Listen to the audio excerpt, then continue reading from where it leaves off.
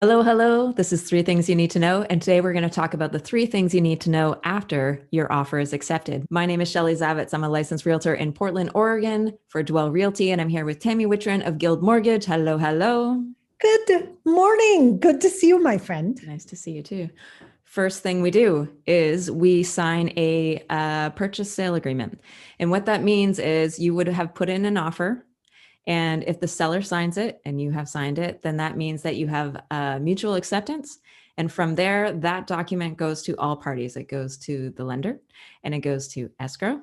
So let's talk about that a little bit. Tammy, what do you think? Once we send you over the offer, what happens on your side?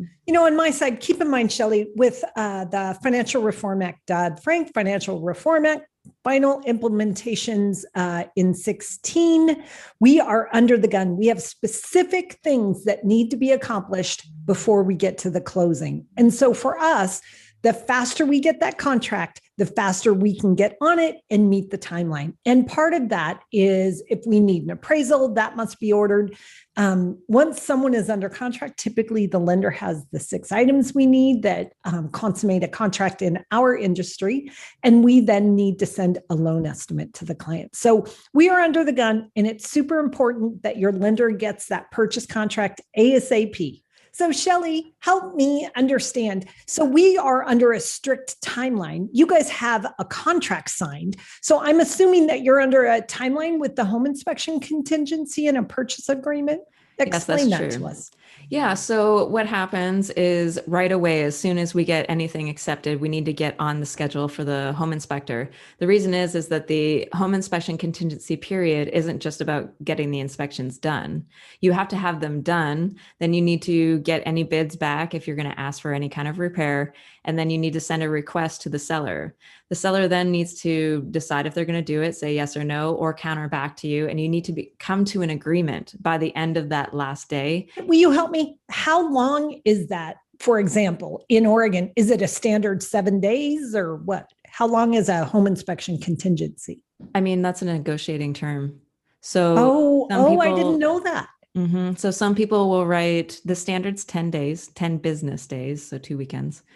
But right now we're writing 5 to 7, and we're working very business fast. days, right? Business days. We're working very fast through it. And you're doing that to help offers get accepted. We are, yeah, because the seller, I mean, once a buyer gets a seller under contract, there are not a lot of outs for a seller, right? So, okay. So it's one of the things that's like, well, during that general 10 business day situation, the seller is kind of nervous. So the shorter that period, the better that they feel about the fact, okay, you're just going to push through home inspections. We're going to figure out what we're doing. And then we're going to move on to the next phase of this, which is appraisals, right? I have a question. Help me understand. So when you say you have to get a bid back, like, can you quickly get a home inspector? Like, are they standing by? Like, what's that process look like for you? Home inspections? Like, I would imagine they're booked out just like appraisers are booked out and stuff. So how quickly will they respond if you are under contract? I have a very great relationship with my home inspector. And the reason is because we both understand that we are a team for the buyer. Yeah. And from the moment that we started working together, obviously I will work with any home inspector that my buyer would like to use. Yeah. But if it's tight, I am lucky enough that if I make the call, that they will find a way to get me in. So I'm so they understand that too. Okay. And then what about bids? What do you do? What if say it's a sewer, you guys realize a sewer needs to be replaced? I mean, how do you do that in that time period? Actually, a sewer is kind of an easy one to get bids for because there's a video that's produced. So you can send the video to several different sewer repair companies and they can bid based on that. Oh, golly. The difficult ones are things that need to be seen by a contractor. For instance, if there's mold in the attic, well, how much mold, what kind of mold? We need to bring somebody out there. And to get somebody to go in within the next 48 hours can be very, very difficult, right? So you need to have really great relationships and your realtor will have that, so. Yeah. So you are really, really under a super tight timeline. I really didn't understand. All the time that you're working on those home inspections, we're working with the buyer as well to get insurance contact information where they need to call and let an insurance agent know that they've worked through and they are under contract. We're ordering the appraisal. We're not waiting for home inspections. We just don't have the time. But then we're getting our loan estimate out to the client, which needs to be done within 3 days of mutual acceptance of an offer.